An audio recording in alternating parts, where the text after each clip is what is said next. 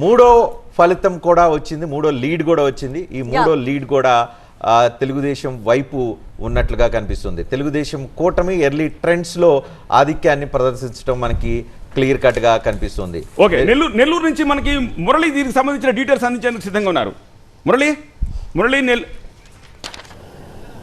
Murali first lead వచ్చినట్టుంది మీ జిల్లా నుంచి. నెల్లూరు సిటీకి నెల్లూరు సిటీకి సంబంధించి పోస్టల్ బ్యాలెట్ పూర్తయింది. అయితే మామూలుగా అయితే పోస్టల్ బ్యాలెట్ సంబంధించినటువంటి ఫలితం చివరిలో ఇస్తారు. కానీ ఇక్కడ మనకు అందినటువంటి సమాచారం మేరకు టీడీపీ నారాయణ లీడ్లో ఉన్నారు.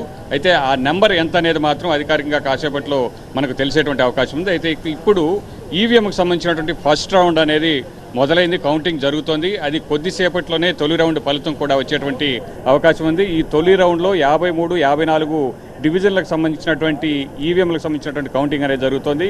ఇది వెంకటేశ్వరపురం జనార్దన్ రెడ్డి కాలనీకి సంబంధించినటువంటి ఏరియా ఇది.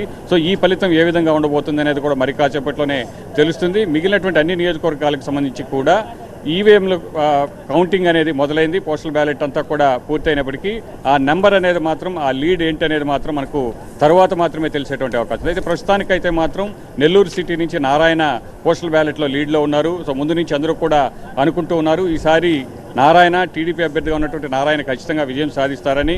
సో ఇక్కడ వచ్చినటువంటి ఎగ్జిట్ పోల్స్లో కూడా అదే మనకి ఇక్కడ కనబడింది. సో ఇప్పుడు వచ్చినటువంటి ఈవీఎం లీడ్ కూడా, తొలి రౌండ్ లీడ్ కూడా అదే. సో ఈవీఎంలో తొలి రౌండ్ ఫలితం ఏ విధంగా ఉంటుందో కూడా మనం కాసేపట్లో